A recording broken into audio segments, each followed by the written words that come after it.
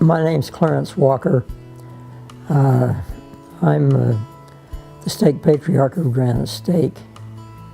I was the bishop of Lincoln Ward for 11 years, and later I was the president of Granite Stake for about 10 years.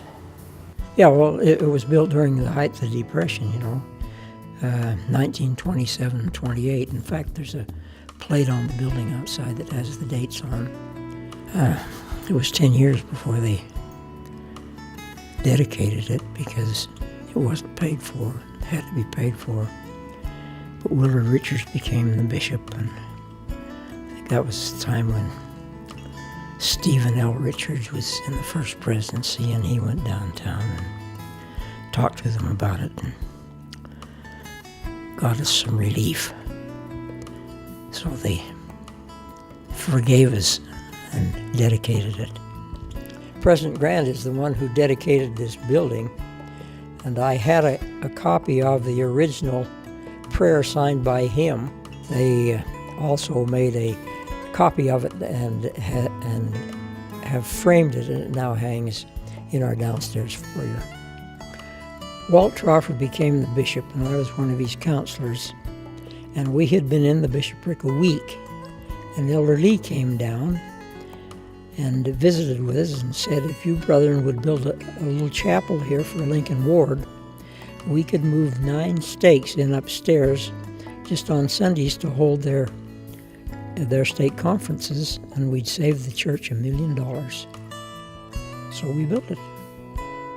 When they built it, they wanted to, of course, match it and make it look like the other building. And of course, there's stonework on the other building. They needed to match that, and they couldn't find a stonemason. But they looked up the fellow who did the work on the original building and found him, and he was 80 years old. And he got a crew and came back and supervised. So it matched. Yeah, when I was the stake president, they wanted to tear this building down and put up one of those more friendly people building, and I just said to them, over my dead body, we love this place. That's all I said to them. Yeah, we still have it. Actually, that building is probably the core of our life. All of our activity has been in that building for years. All of our church activity and friendships and board members, they come and go. We bump into them from time to time, and they're all over the city now. Some of them are even out of the city. Well, the banquet hall has been just that forever. We've had all of our banquets there, and we have been able to seat 300 and 400 people down there for banquets. We used to have roadshows in the stake, and in fact, I guess they were all over the church, but this stage was built so that the truck could back right up, and we could put the scenery just backstage rather than having to run it through the audience to get it on stage. The church had bought a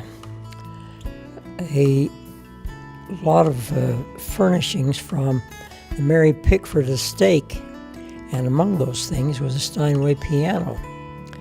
And inasmuch as we were looking for one, he asked if we could have it, and they said sure. And it's here now in our Relief Society room. Yeah, the organ actually was the number 3 organ in the state when it was put in here. Number 1 being the Tabernacle organ, and then the Assembly Hall organ, and then this one. Of course, now that they have put the big organ in the Conference Center, I guess this is probably number 4 now. There is a statement on the back of the big chapel that says the glory of God is intelligence.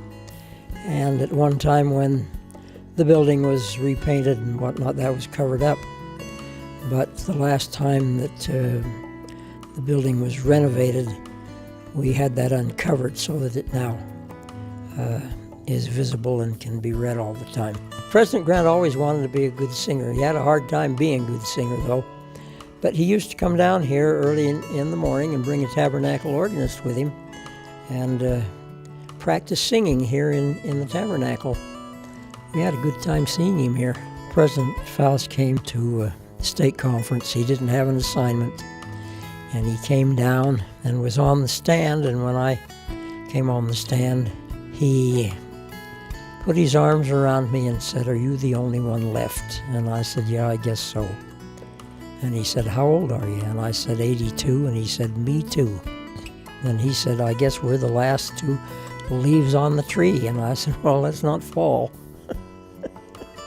The Tabernacle is the core of our life, actually. All of our activity has been there for 60 years or more.